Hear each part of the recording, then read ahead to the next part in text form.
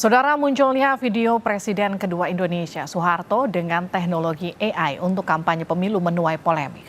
Apa yang ingin dibangun Partai Golkar dengan menghidupkan kembali sosok Soeharto yang memimpin Orde Baru selama 32 tahun. Kita akan berbincang dengan Wakil Ketua Umum Partai Golkar, Ahmad Doli Kurnia. Bang Doli, selamat malam. Malam, Assalamualaikum warahmatullahi wabarakatuh. Waalaikumsalam. Kita juga akan sapa Direktur Eksekutif Amnesty International Indonesia, Usman Hamid. Bang Usman, sehat? Selamat malam. Sehat, alhamdulillah. Selamat malam Bung Doli. Saya ke Bang Doli ya. Bang Doli, jadi apa semangat Golkar dengan menghidupkan kembali Soeharto dalam kampanyenya?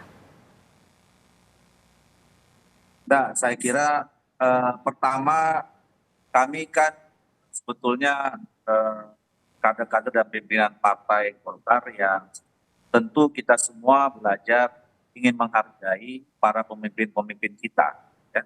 Baik pemimpin-pemimpin bangsa maupun pemimpin-pemimpin yang pernah terlibat untuk yang membesarkan Partai Golkar. Jadi sebenarnya kita ingin menyampaikan ke masyarakat, ya, bahwa kita punya presiden-presiden sebelumnya yang semuanya itu punya kontribusi besar buat pembangunan bangsa kita sehingga kita sampai pada titik yang seperti ini. Oleh karena itu, ya terlepas ada yang kontroversi gitu ya, tetapi jasa-jasanya itu patut kita juga catat, prestasi-prestasinya juga patut kita hargai. Nah, yang kedua, ya tentu kan kita masing-masing partai politik punya identitas, ya, punya sejarah juga masing-masing secara internal. Ya sama juga dengan misalnya teman-teman di PDIP itu selalu juga mengangkat, bahkan banyak sekali sekarang patung-patung Pak Soekarno yang dibangun, ya, untuk kemudian mengingatkan tentang sejarah mereka dengan partai mereka. Nah, jadi kami juga di Partai Golkar sama. Nah, bahwa kemudian ada yang mengatakan itu efektif atau tidak, kurang mengena dan segala macam, itu kan relatif, ya. Oke. Dan tergantung di tempatnya masing-masing. Baik. Ya, kalau saya misalnya kalau di daerah-daerah, di desa dan segala macam gitu ya, ya di beberapa tempat saya kira masyarakat juga masih cukup mengenal sosok Pak Harto, bagaimana mereka juga dalam proses mereka berkembang desa itu dan segala macam bangunannya masih terasa peran-peran dari Pak Harto di masa-masa yang lalu. Kalau Bang Usman, bagaimana Bang Usman merespon kampanye Golkar dengan menghidupkan kembali Soeharto dan kemudian katakanlah apakah ini bisa membuka luka lama kepemimpinan Orba di 32 tahun? Ya, saya setuju dengan ikrar Nusa Bakti bahwa kampanye itu sulit untuk diharapkan efektif. Gitu. Bahkan saya kira kalau argumentasinya adalah ingin menghidupkan tokoh-tokoh yang dahulu gitu ya dibanding dengan Soekarno dan seterusnya gitu, saya kira itu juga argumennya lemah gitu karena apa yang pada akhirnya bisa kita nilai itu kan ketika kekuasaan itu berakhir. Jadi tahun 98 itu masyarakat Indonesia sudah dalam posisi pemerintahan Soeharto itu gagal dan penuh dengan praktek korupsi, kolusi, dan nepotisme. Belum lagi dengan berbagai kekerasan politik dan pelanggaran hak asasi manusia. Dan itu dicatat menjadi sejarah baru Indonesia di era sejak 98. Dan saya kira pemilih Indonesia akan bersikap kritis dan mereka lebih membutuhkan semacam imajinasi tentang masa depan ketimbang tentang kenangan di masa silam dari pemerintah.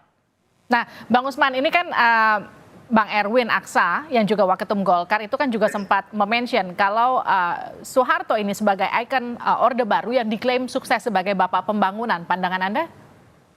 Ya, itu kan klaim sepihak, klaim dari pemerintah Orde Baru sendiri, gitu ya. Jadi kecuali ia misalnya dinobatkan oleh Perserikatan Bangsa-Bangsa atau oleh misalnya penyelenggara Nobel Perdamaian Dunia, itu lain soalnya gitu. Jadi saya kira kalau memuji diri sendiri atau memuji pemerintahan sendiri sulit untuk dijadikan pegangan. Nah, dugaan saya Partai Golkar mengambil keputusan semacam itu karena minimnya tokoh-tokoh saat ini dalam Partai Golkar yang bisa diandalkan untuk meraih dukungan suara. Itu yang mau Saya kira masyarakat akan melihat pada rekam jejak Soeharto Ya. dan rekam jejak pimpinan-pimpinan Golkar saat ini. Sebenarnya ada beberapa sosok Golkar yang di masa lalu cukup positif ya, seperti Sarwono, Kusmatmaja, atau mungkin dulu di zaman aktivis tahun masa Orde Baru awal, Rahman Toleng, atau di masa-masa 90-an ada sosok seperti Marzuki Darusman atau Albert Hasibuan dan seterusnya gitu, yang jauh lebih bisa dijadikan semacam panutan lah, ketimbang orang yang jelas-jelas dalam masyarakat dunia dipandang sebagai salah satu pemimpin paling diktator, pemimpin paling korup di dunia gitu. Nah itu dia yang kemudian jadi pertanyaan untuk Bang Doli. Memang ketokohan di Golkar tuh kurang banget Bang, sampai kemudian harus menghidupkan kembali Pak Harto. Ada Pak Erlangga, ada kemudian Ridwan Kamil sekarang yang juga jadi jurkamnya Golkar. Ini masih kurang kuatkah sebagai vote getter? Enggak, pertama saya mau jelaskan bahwa itu bukan keputusan resmi atau formal partai, ya. Bahwa kemudian ada di antara kami, di antara kader-kader Partai Golkar yang kemudian punya pandangan, yang kemudian itu di daerahnya masing-masing itu bermanfaat, ya itu kan tergantung situasi di tempat kita masing-masing.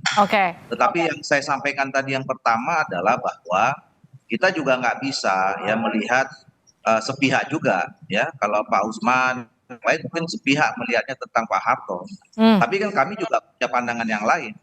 Yang selama 2 tahun berkuasa juga banyak sekali memberikan manfaat buat bangsa ini ya.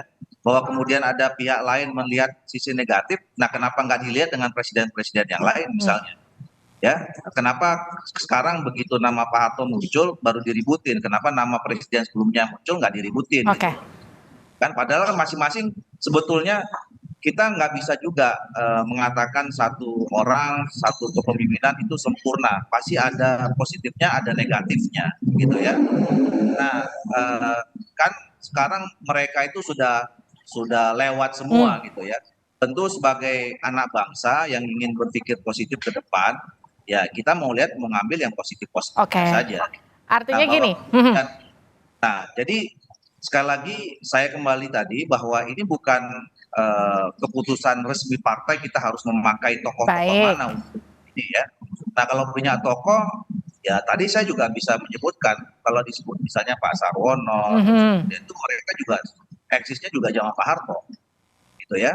Nah tapi bisa jadi tokoh juga, dan banyak lagi tokoh-tokoh yang lain ya, yang saya kira seperti Pak Akbar Tanjung itu sangat fenomenal, misalnya mempertahankan partai bisa terus tetap eksis, dan sampai sekarang kita bisa Partai Golkar masih tetap ikut. Baik, ini maaf saya potong ya Bang Doli. Artinya gini, dengan kampanye dengan menghidupkan kembali Soeharto, Anda yakin bahwa ini nggak akan jadi blunder justru buat Golkar? Ya sekali lagi saya katakan begini, kalau misalnya kemudian itu diambil secara resmi keputusan partai, ya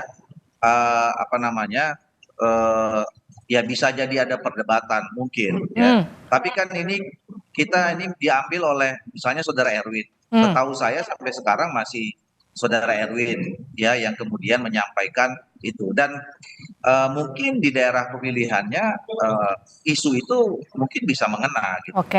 Nah saya juga misalnya di daerah pemilihan saya ya ada di beberapa tempat kalau memang kita mau membawa soal isu soal bagaimana proses pembangunan dulu yang dihasilkan oleh Pak Presiden Soeharto, mungkin cukup efektif gitu. Nah tapi itu kan tergantung dalam situasi, sekali lagi itu kebutuhan dari masing-masing kita yang ada di lapangan, bukan keputusan resmi partai. Baik, Bang Doli terima kasih. Tokohnya masih banyak yang lain. Terima kasih Bang Doli, terima kasih juga Bang Usman sudah bergabung di Sapa Indonesia Malam. Sehat-sehat selalu. Sama-sama. Sehat selalu, terima kasih.